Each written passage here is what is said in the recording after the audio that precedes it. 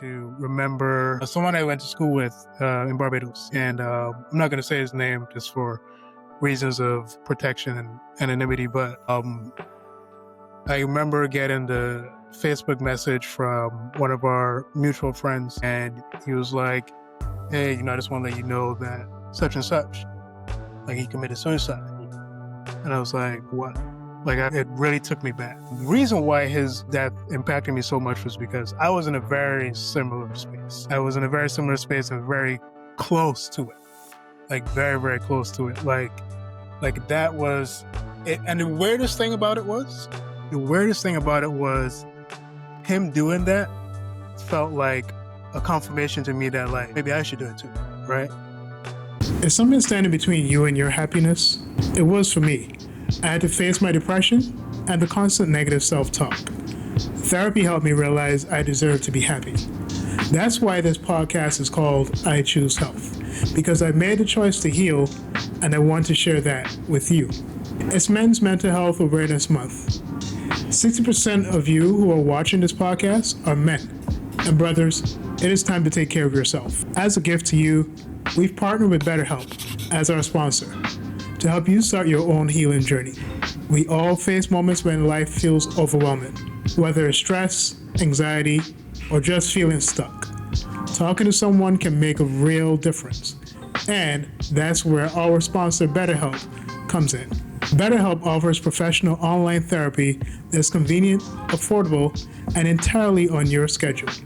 You can connect with a licensed therapist by video, phone, or even chat, whatever works best for you. Let our sponsor BetterHelp support you on your journey to better mental health. You can get 10% off your first month by going to betterhelp.com/iChooseHealth. That's betterhelp.com/iChooseHealth for 10% off your first month. Take the first step toward feeling better today. All right, yo, welcome back to the I Choose Health podcast. Again, I'm your host, Stefan. And joining me today is actually another one of my, co-hosts that's going to be on for a couple of episodes.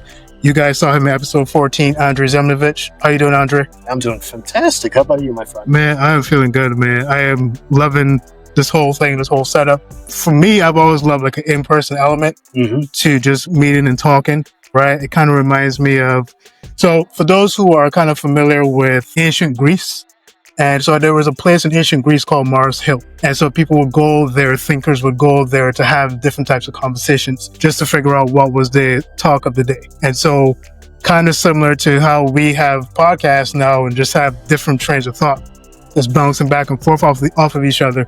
So podcasting is not new, okay? It's been around for thousands of years. We just didn't have a whole camera setup. Absolutely. Yeah. But man, look, I'm really glad for you to be here, man. I really enjoyed, one, I enjoy our friendship.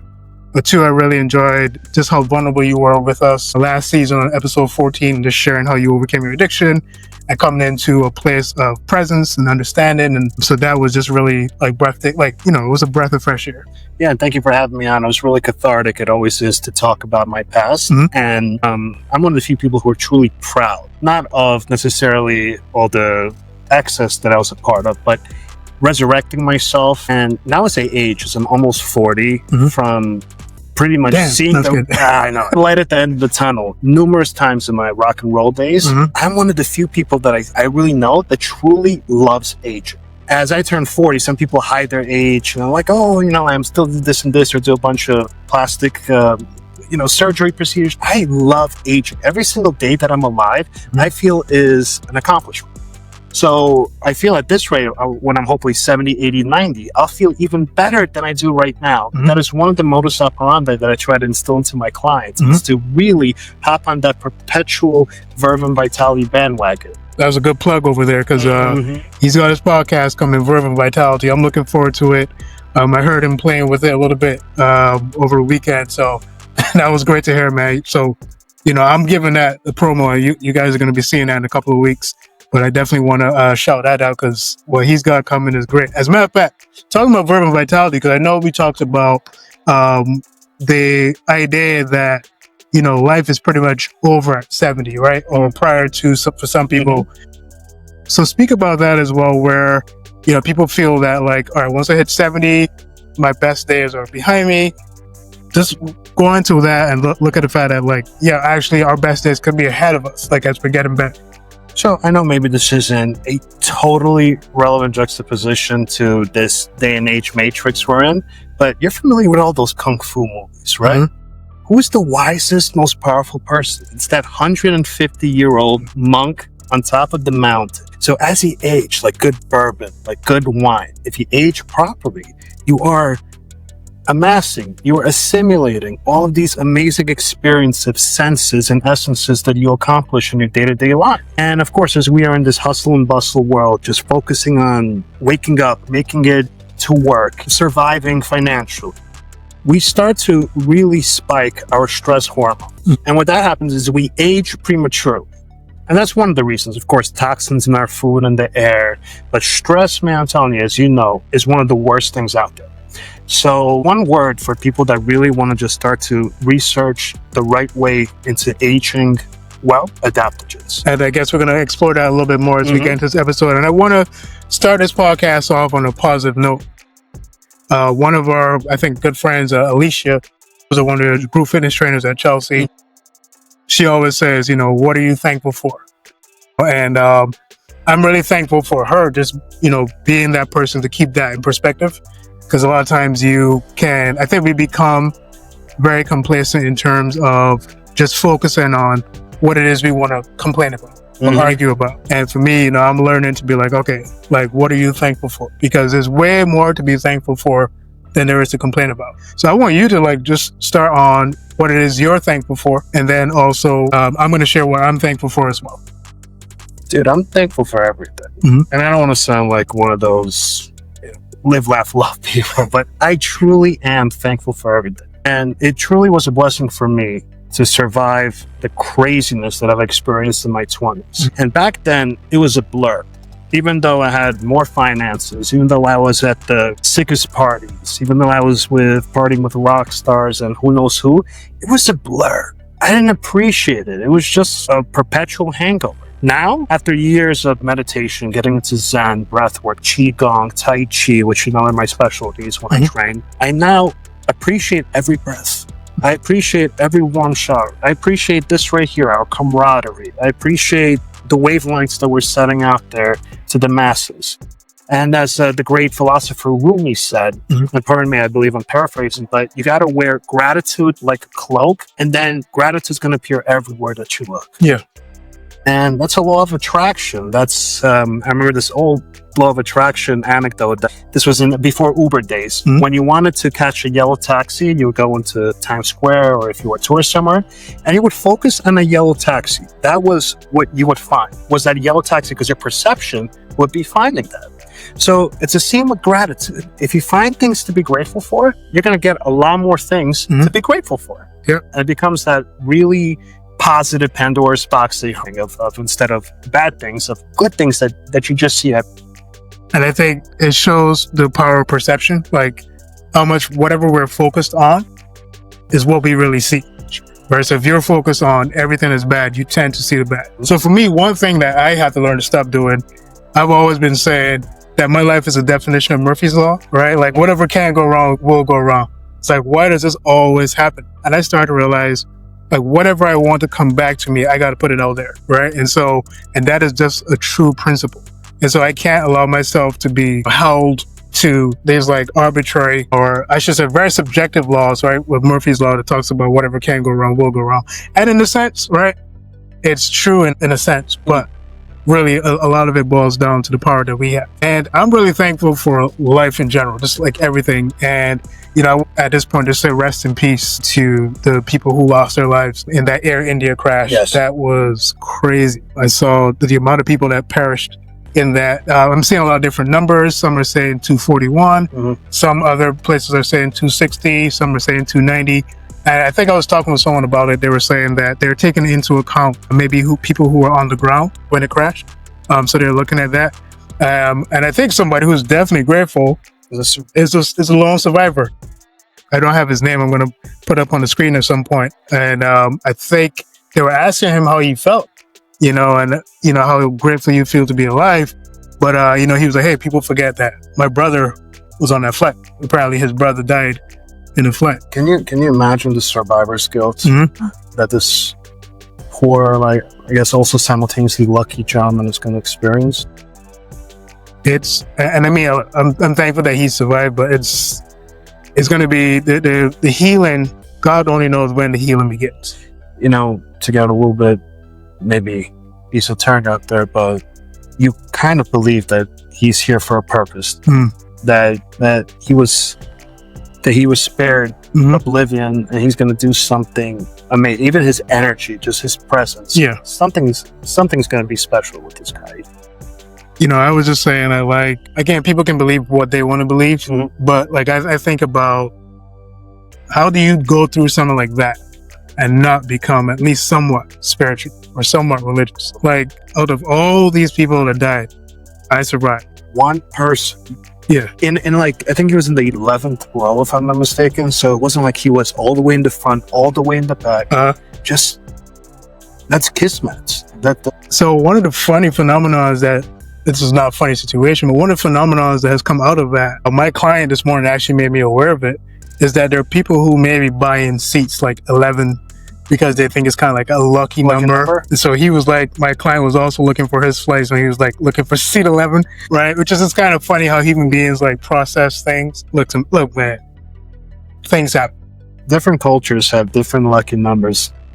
In the West, 6 is considered to be kind of like a bad number, biblical times. But I remember I was playing Pai Gow poker in Atlantic City, and it's a very popular game with the Asian community. And they have seats, 1 through 8, if I'm not mistaken. Yeah. And 6 was open, and I sat on number 5. And one of the older gentlemen said, "Oh, 6 is a lucky number in the East. 6 means good luck." Yeah. And I remember I sat at number 6, and man, I'm usually not lucky with gambling, but I had a roll and a half, I'm telling you. That's great, man. So, listen, man, again, rest in peace to those people. Yeah. And I want to use this as a way to kind of segue into the topic of mental health. You know, this is Men's Mental Health Month, Mental Health Awareness Month. And rest in peace also to, if you guys are familiar with R&B singer Brian Knight, his first son actually passed away a couple weeks ago. Son had cancer, and it was very publicized because Brian Knight and the kids from his first marriage were actually in a very bad relationship. So I'm just hoping that they didn't end things on a bad note. I hope that there was some reconciliation. So, you know, rest in peace to him as well. And I think it is so vital. One of the major things that is connected to men's mental health is also their relationship with their children. And so we have this Sunday coming, is going to be Father's Day. So I think, you know, as men, just be grateful for the children in our life, the people in our life, maximize every potential to spend time with them, to be there for them, regardless of the history, regardless of all the things that you think were so terrible. And I'm not going to speak pejoratively on Lawrence Fishburne, but if you remember a couple of years ago, his daughter went into porn. And so he was very much hurt by that. So he kind of disowned her. But there's a sense to which you have to understand, my child is going to be my child, right? So I still have to love her regardless, and hope and just be as active in her life as I can, and hopefully have her see a different way or a different perspective of not having to go into that, you know?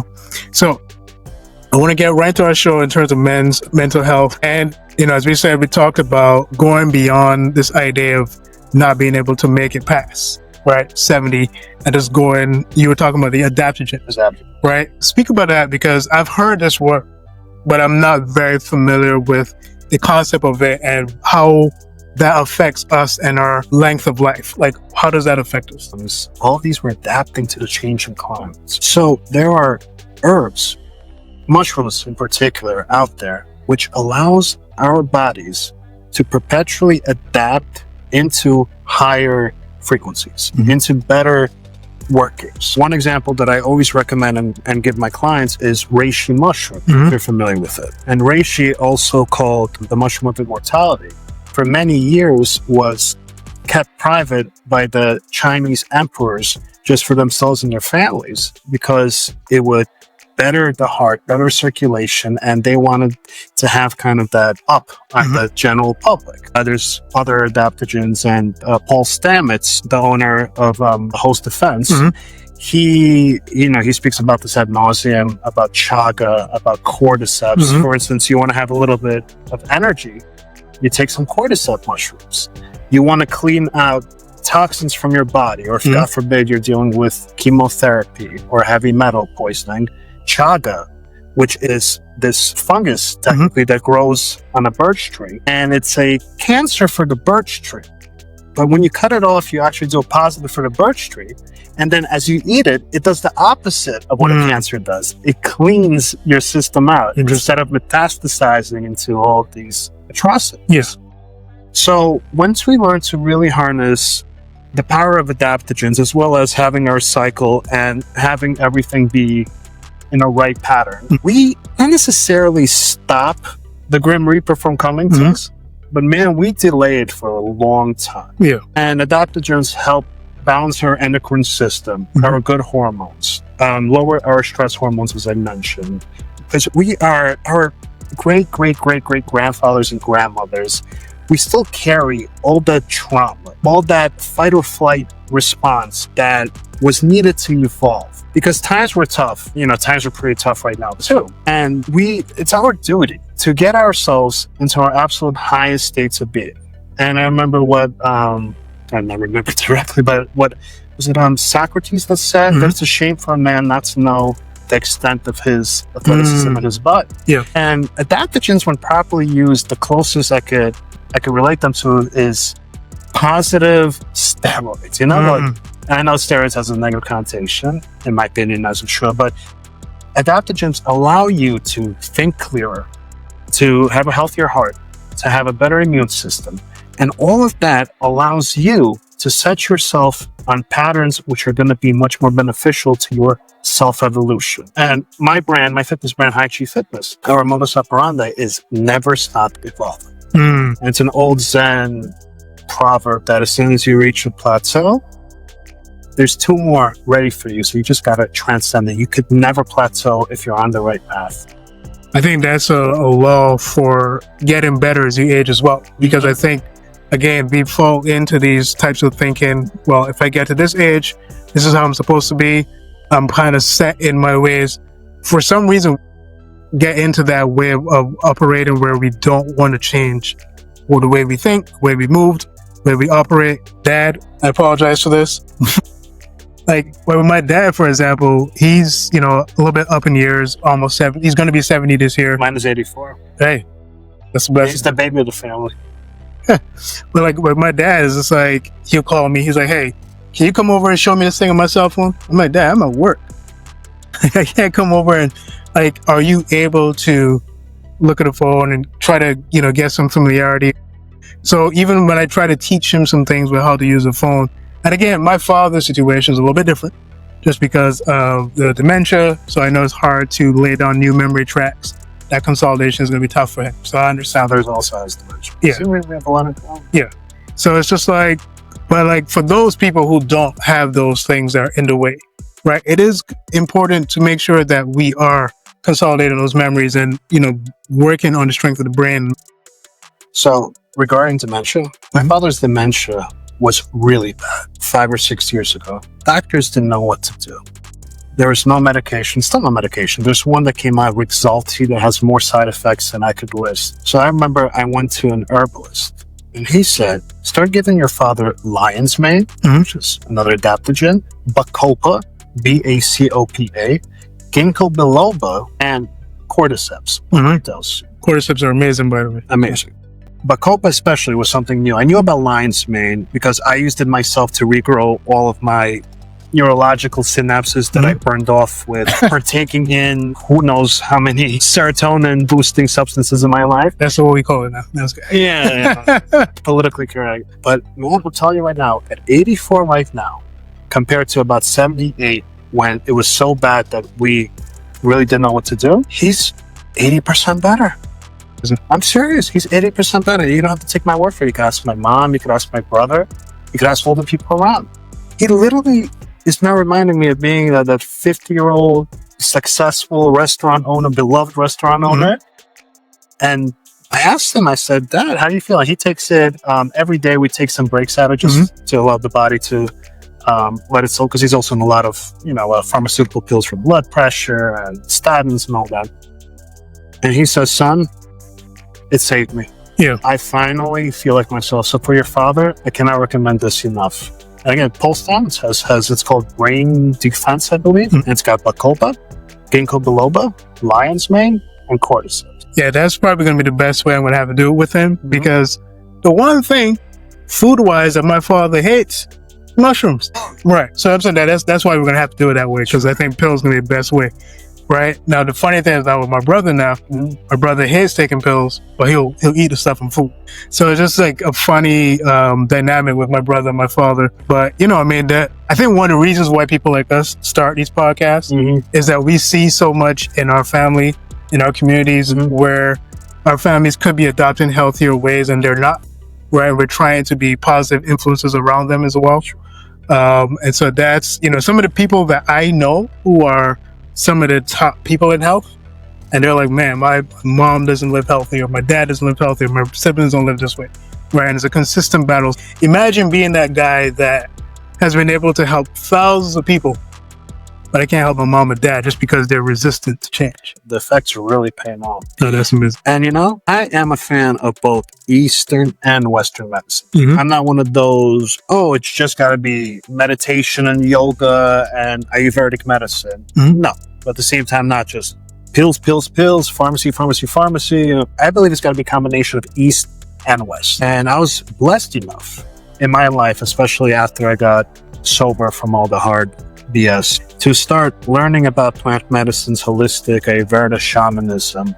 Every week I study, and I mentioned him a lot, my master Wu, and I study traditional Chinese medicine, acupuncture, qigong. Every single week I go to Chinatown, and it's amazing how you learn how the body starts to heal itself, work itself, once you really tap into the qi and the meridians and balance, the equilibrium with what you put into your temple. And simultaneously, I love reading about all the up-to-date Western approaches. Now, you might be hearing that type 1 diabetes is starting to be healed, especially overseas in China. They made a major breakthrough with HIV, with the actual cell starting to destroy itself. Major cancer breakthroughs are starting to come with, again, cellular, I forgot what the word is, but pretty much the cell starts to eat out all the bad stuff. Is it apoptosis, I think it is, the breakdown of the cell? Perhaps, or cellular degeneration. Yeah. But Welcome to week 10 of 52 Choices, where small changes build a better you. This week's choice is to use smaller plates to naturally reduce portions. Why? Because our brains are wired to fill the space we see. It's called the Delboeuf illusion.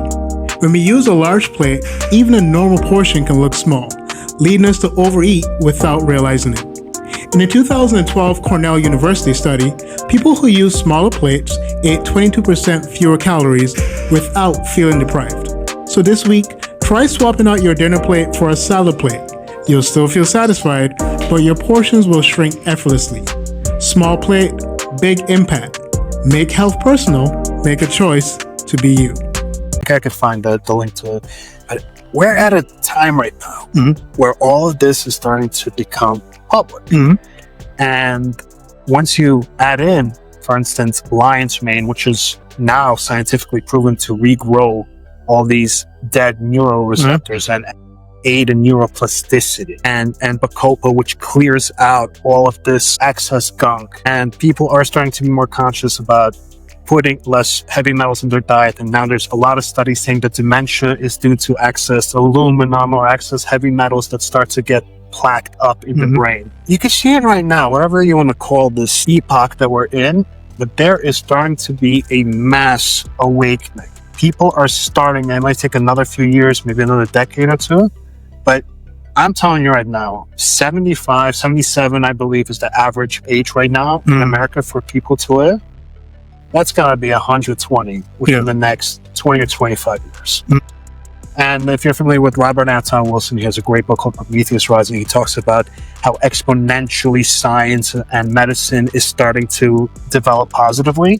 And we're at that time frame right now where every single year is going to be like 50 years of advancements. And one of the big reasons is the symbiosis with Eastern and Western medicine. And of course, adaptogens, which was nature. What did Voltaire said? That a physician's job is to entertain the patient while nature cures. You're not going to hear that from conventional medicine, right? No. But I'm thankful enough for the physicians out there who are really trying to keep up with the Hippocratic way of doing things. And just to refer to an episode we did 2 weeks ago to Ace Anderson's episode where he talks about let food be thy medicine. He lives in West Palm Beach in Florida, and there's actually a place close to him called Hippocrates Wellness. And so they treat people the way that Hippocrates would have through the use of food, through nutrition, the way that it should be, which would be way more effective, way more cost effective as well. But of course, there's way more money in medicine. So of course, right. So I want to shift gears for a quick second. So, as we said, this month is Men's Mental Health Awareness Month. And, let's be real, the silence around men's struggles is definite. Just to give some stats here, men are 4 times more likely to die by suicide than women. 1 in 3 men say they have no close friends. And, in reality, I could say that, I have close friends, and I would say that they have multiplied in the last couple of years. I would say that I have made an effort to do that, right? But in the past, it was more like I was on my own. I was doing my own thing. But 1 in 3 men say they have no close friends. Less than 40% of men struggling with mental health ever seek help, right? Less than 40%. And again, we live in a society where it's not encouraged, right? It's encouraged at the medical side of things, but socially it's kind of looked down upon. Right. I think it's starting to turn out of that. More and more men are starting to seek help again. Not nearly enough as it should be. Everyone should. I kind of wish that I did. Because prior to finding Eastern medicine and meditation and breathwork, I had OCD, ADHD. I still do, but it was so bad that I just could not function. And Tourette's syndrome, which was all connected to my anxiety, complex PTSD. I think I have all the acronyms in the DSM-5 manual, but I wish I seeked help earlier than I did, because I believe I would have been in a better place than I am now. And right now I'm at a pretty good place, but definitely I went through a lot of unnecessary loops of my own cranial inferno to get to where I am. Man, so I had Adam Sudd on the podcast last week, and I should say earlier this week, and his story was so impactful, man. Like if you watch the episode, is out now. I actually tear up at some point. And I didn't think I was going to have somebody have me cry on the podcast. I knew it was coming at some point. But, just the way that he was talking about, I think he was quoting Jordan Peterson. And Jordan Peterson was saying, never underestimate the hole that your absence leaves, right? With your loved ones. And so sometimes, we think about suicide because the people we are around do not want to validate our importance in our existence. And again, you should be validating your own importance and existence, right? Through the way that you love others and the time you spend with others and the things that you do. But, we're in a place where men get messaging that is telling them they're not good enough, right? And, I think it's important for us to, if that's the messaging that a lot of men are getting, that we're making sure that we're positive in our communities and say, hey, no, man, I appreciate you. I thank you for coming in and smiling. Even at work, Stanley was saying, hey, man, he said, one thing I can say about you, man, you come in, you always smile. And I don't know what that means for him, but it sounds like he appreciates that, right? Appreciates that there's not somebody coming in there with a bad vibe. So, it's important for us to really value the people around us. They need it. If instead of going even harder down that rabbit hole, that they would have recalibrated and then seek to decompress and get to the root of the trauma. Because a lot of the work that I did with myself and getting sober, it's going to be 10 years in August. This August is going to be 10 years, was to seek the root, because addiction is a hydra. You think you deal with one head, there's 4 other that appear. So you got to get to the root cause. In my case, it was trauma. It was undiagnosed, a plethora of, as mentioned, undiagnosed things that I was dealing with. And that forced me to go into those patterns of access. Yeah. But if I seek help earlier, again, thank God I'm alive, I'm healthy, so grateful to God, to the universe, to everyone. But if I seek help a little bit earlier, in my particular case, I would have been much more comfortable than I am right now, energetically, financially, emotionally, everything. So to anyone listening, no matter how small you think that your strife is, it's not. Go and get help if you really feel that violent, and believe me, it could. I'm glad you shared that because it definitely caused me to remember someone I went to school with in Barbados, and I'm not going to say his name just for reasons of protection and anonymity, but I remember getting the Facebook message from one of our mutual friends, and he was like, hey, I just want to let you know that such and such, like, he committed suicide. And I was like, what? Like, it really took me back. The reason why his death impacted me so much was because I was in a very similar space. I was in a very similar space and very close to it. Like, very, very close to it. Like that was it. And the weirdest thing about it was him doing that felt like a confirmation to me that, like, maybe I should do it too, right? So I know that's hard to hear now, and but that's the reality of it. And I thought about it, I'm like, well, maybe. But then a part of me was like, at this point, my daughter wasn't born yet. This was actually a year before my daughter was born. This was it's pretty recent. And so I remember hearing that he had 2 kids. And I remember thinking at the time, I'm like, why would you do that? At that time, even though I was in that headspace, I was like, why would you do that? You had 2 kids to live for. And I don't know his reason for doing it, but, and I see every now and then on Facebook, we'll post, people who put out posts like, hey, missing you, and they'll post a picture from like whenever they spent this particular time together. So shout out to him as well. Rest in peace to him as well. He's somebody that I'll definitely keep near and dear to my heart. His family, his kids, that still impacts me to this day, and it gives me now more of a reason to be thankful and to try to really live for the people around me and live, for myself, to enjoy everything that life really has for me. And I think for us, our scope is so limited, and so we think, well, I guess this is it. Like, what else is there for me, right? And I think, unfortunately, that was a space that he was in, and he couldn't see out of it. And again, as Andre was saying, to those of you who need that help, get it. And with us here at I Choose Health, we do have our sponsorship with BetterHelp.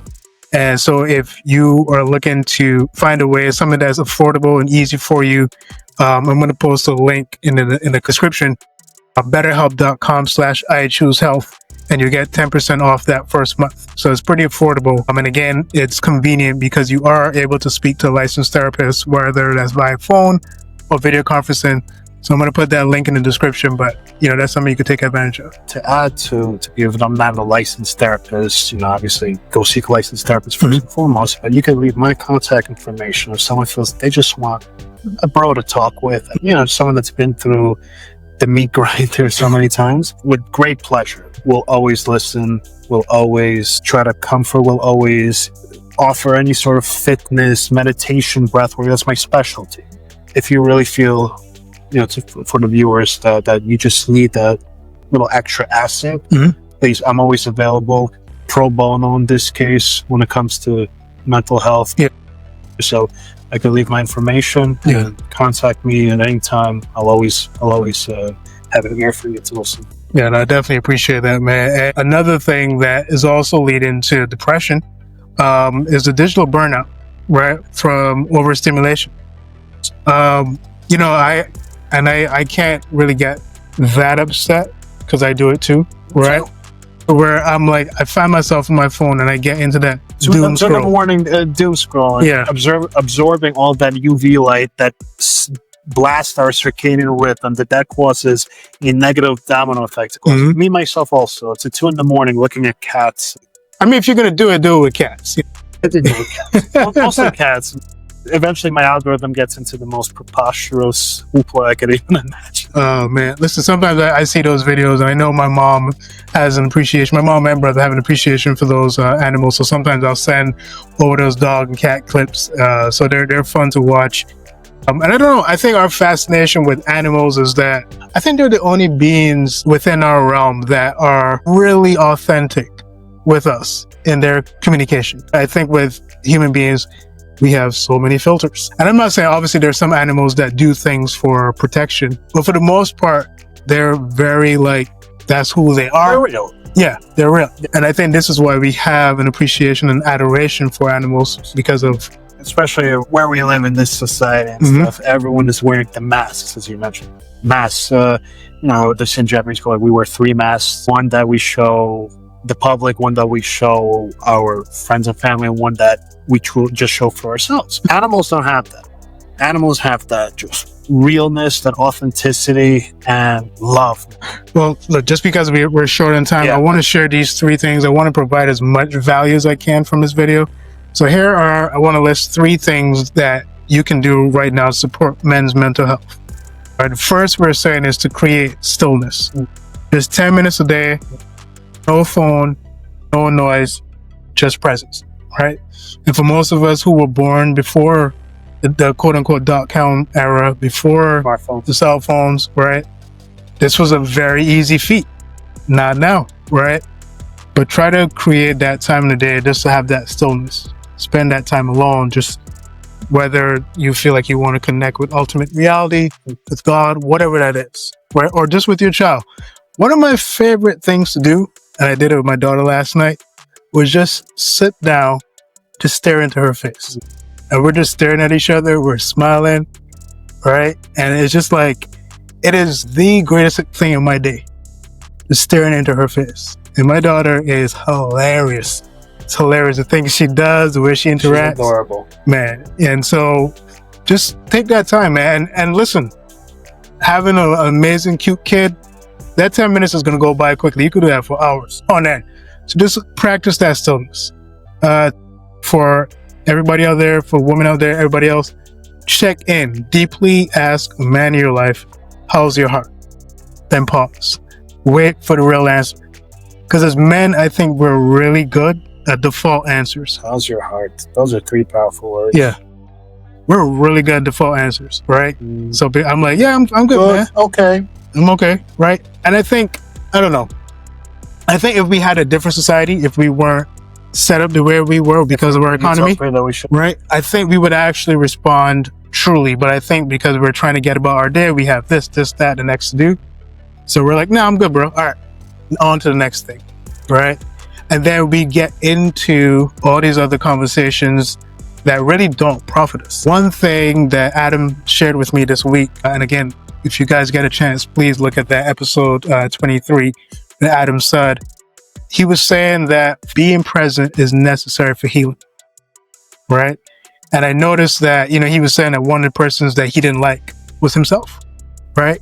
If you're not comfortable with yourself, being true and present with yourself is the hardest thing to do. It doesn't harm you as much as you could harm yourself. Yeah, and that's really impactful. And so just think about it, man. And for everyone who loves to fall into these like reductionistic ideas of what humanity is like, I noticed that a lot of the religious texts always emphasize this idea of like, no man's island, how we're supposed to connect with each other. They bring out these deep spiritual truths. And I know everybody likes to run away from spirituality, but there's some things shared there that really benefit us. And I mean, there are people who spent the time, they experienced the pain to share what they're sharing with us right now. Wisdom everywhere. Everywhere you look, there's wisdom. And I'm seeing so much wisdom in the smallest of things, right? In the smallest of beings, just like amount. The way a gentle breeze blows a cherry blossom. There's no amount of mystique and limit to the amount of mystique and magic that you get from that simple little element happening. But here in this society, we're programmed to look at all this excess, almost seizure-causing lights and sensual sounds and everything, that we get bombarded with all these cataclysmic nuances that we start to take for granted this infinite splendor that is around us. That you mentioned before smartphones. Remember the dirt on it generation that we had to come home when the lights come out. Yeah. We're getting old, you know. Hey. I mean, talk for yourself, man. I'm old.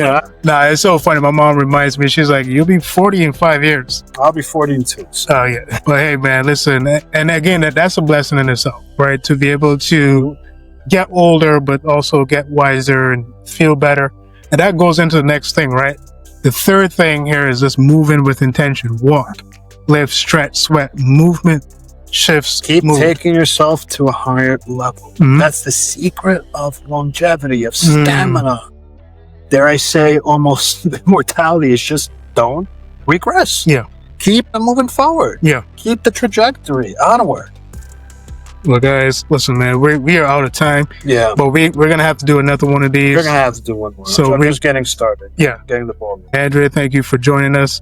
And guys, just please tune in. If this broadcast, this episode has provided value for you, please hit the subscribe button. Also hit the notification bell so that you can be notified every time we have an episode come out. Again, I Choose Health here is about letting you know that choosing health is about choosing possibility, purpose, right? It's about all those things. And for, again, speaking on men's mental health, men, if you need that help, right? You reach out to me, reach out to Andre, but just remember that there is help out there. There are people who are invested in you. There are people who want to see you thrive. There are people who want to see you succeed. And I was just going back to, I don't know, Adam's episode really impacted me in such a way. And he was saying, like, you know, there are people in your life who, if you were to take that step to end your life, there are people who... James Stewart. You know what? So where the Christmas spirit shows him how life would be if he would jump off the bridge. I have to put that on my list of movies to watch. But this is coming to you guys regarding mental health, not from two people who have flown through it. This is coming from two people who, for all intents and purposes, very likely could not be here or should not be here right now. I've been legally dead. You know me. We're still doing pretty good. Yeah, I think so. Yeah. Andre Zemnovitch. There you go. There we go. Telemarketer's nightmare. Oh man, I'm just gonna call him Andre Z. All right, no, I'm just kidding. Andre, thank you for tuning in with us, and I'm looking forward to doing the next episode with you, man. Amen. There we go.